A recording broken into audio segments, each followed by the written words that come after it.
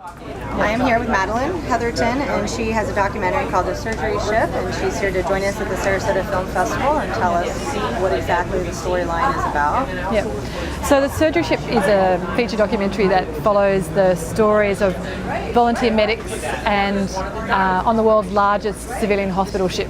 So the ship works in West Africa, and it essentially just roams up and down the coast of West Africa, stopping every year at a new country. It stays for 1 year, it does as much surgery as it can do, and then it leaves.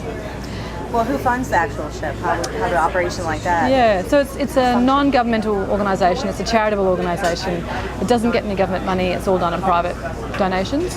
And because it's largely a volunteer workforce, I mean, they're all very skilled, like international surgeons, nurses, crew, cleaners, doctors, nurses, I say that, teachers. Do they just rotate the services out, or is there a certain commitment they have to have when they sign on to do something like this? Look, they ask anything from 2 weeks to 20 years. So the surgeons tend to have shorter stays. So they'll come in for a few weeks or a month at a time, but often they'll come back every year for a month. The nurses tend to come on board for longer, like 6 months to 2 years. And basically it just works like that. It's quite an old organisation, it's been running for 30 years. Where does it go out to sea? Where's the docking? Just goes from country to country. Okay. It's really starting from where? What point? Well, it stays in West Africa. So originally it's an American, basically based in the States. So the head office is in Texas. They have offices all around the world, but largely it draws out of the States. And the crew and the volunteers are international, but there's a lot of people that come from the States as well. And one of the lead characters in it is a male nurse called Daniel, who becomes quite close to one of the kids that comes on board for some really severe orthopedic surgery. And so it's both, I mean, the kid, Yaya, he gets completely new legs, but I guess he gets a new life as well because of this relationship that develops with this sort of alternate father figure on the ship. Sounds very moving. What inspired you to do this film?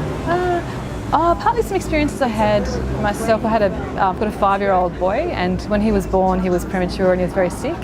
So we spent a lot of time in hospital, and I met a nurse who'd been a volunteer, and so I was intrigued. Anyway, I thought, oh gee, that's interesting. Imagine... Let the world know. Yeah. Wonderful people are out there. A little bit, yeah, that they're doing an amazing job, and it's all a volunteer organisation, and that's worth supporting. But also, you know, in some ways, the situations that people in those countries face are extreme. Like if you see the trailer, it's a surgical boat, so it deals with surgical issues. So this is what you see if you go to a country that doesn't have any healthcare, you know. So you see people with tumours that are literally the size of their head, you know, or people with legs that kind of bend backwards, not forwards, or, you know, children with really severe cleft lip problems. So you have to be a certain personality type that can deal with that, see those things too, I think, as well.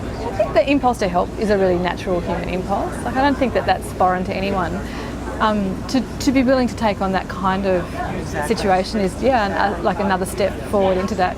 But, you know, a lot of people really do, it all comes from just a willingness to kind of help, you know, and whether that's in small ways. I would think there'd be a danger factor there as well, or, I mean, you're kind of going out there into the unknown. West Africa is very unstable. When I arrived in Guinea, it was in the middle of a cholera epidemic.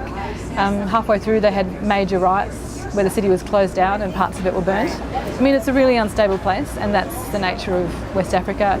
And that's why the ship's there, because basically 24 of the world's poorest countries are in that area, and so they're going there.